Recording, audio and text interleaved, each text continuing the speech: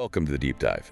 Today, we're really embarking on something pretty profound. We are. We're diving into these, unique sources excerpts from a discussion with spiritual teachers, Master One Who Serves and Shoshanna. It's titled, Your Abilities Era of Light. And our mission, really, for this deep dive is to unpack some, let's say, transformative concepts.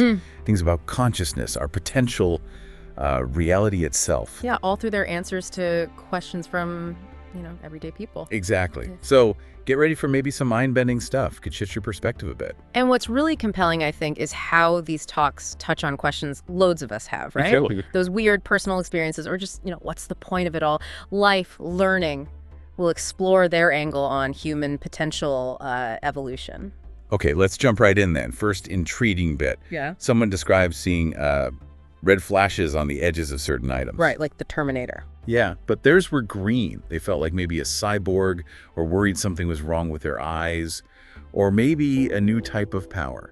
And Master One Who Serves, well, they go straight for the second option, an awakening ability. Ah, okay. Yeah, they say it's something lots of people are getting as their third eye is opening more and more. The third eye. So intuition, seeing beyond the physical. Exactly. Perceiving things beyond the physical into the metaphysical. That's the term they used. So what's the core message here? The Master says it's about remembering more and more fully who you are. Remembering.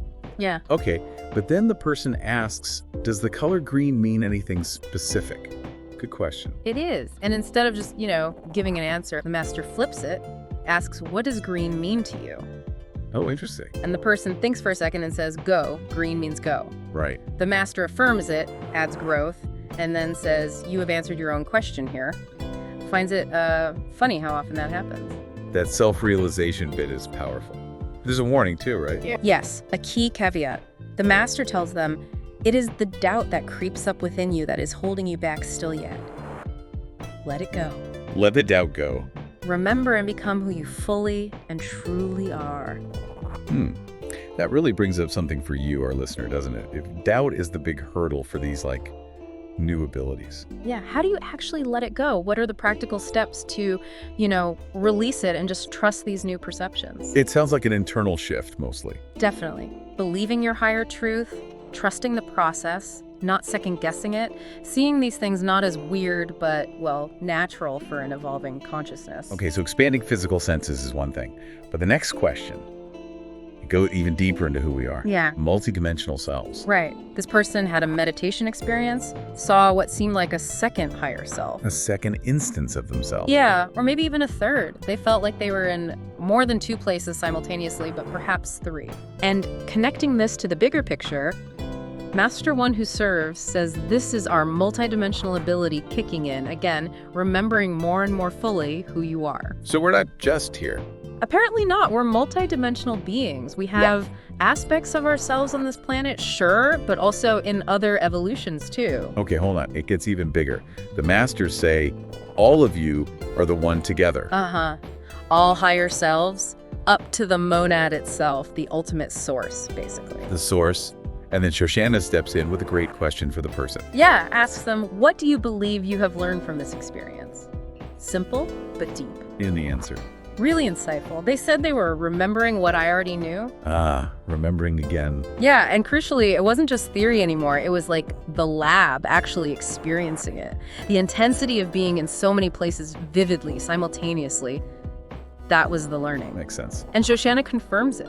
To truly know, you must experience. Master One Who Serves then links this to guided meditations they've done before.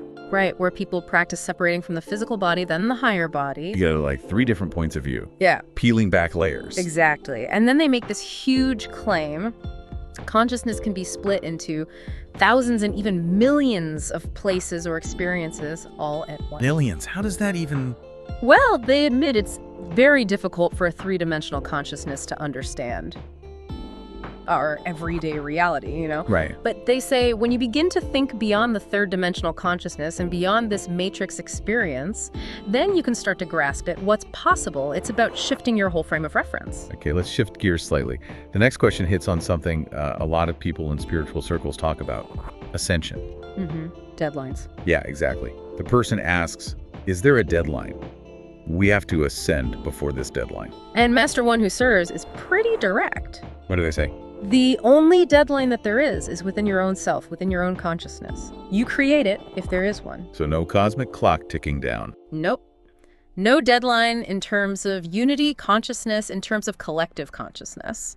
And then Shoshanna adds this really interesting layer. Oh, yeah.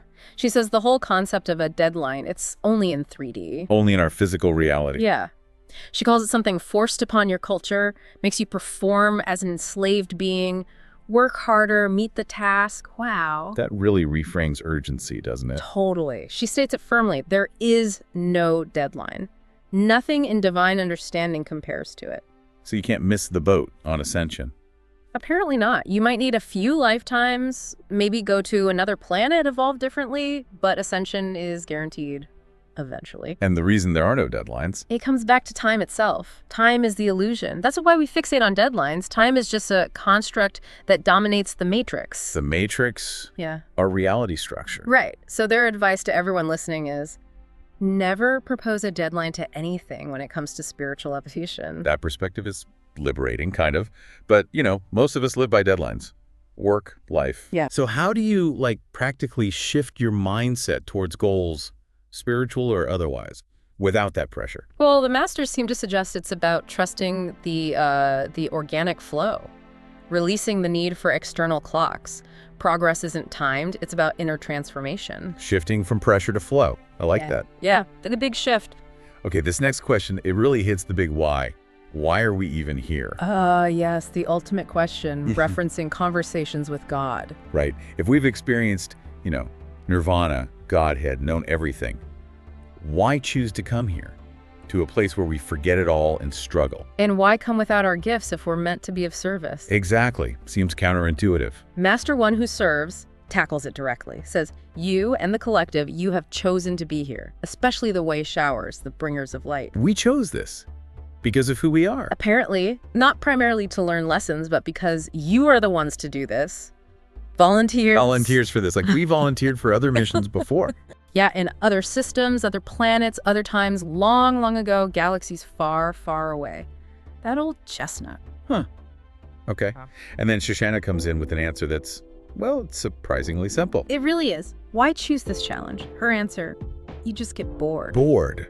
Seriously, how does that work? Well, not bored like channel surfing, more like a fundamental soul-level drive, a yearning to explore, expand, experience. The triple E she mentioned. Exactly. Souls are soul explorers. We wish to expand and accumulate knowledge, express, experience.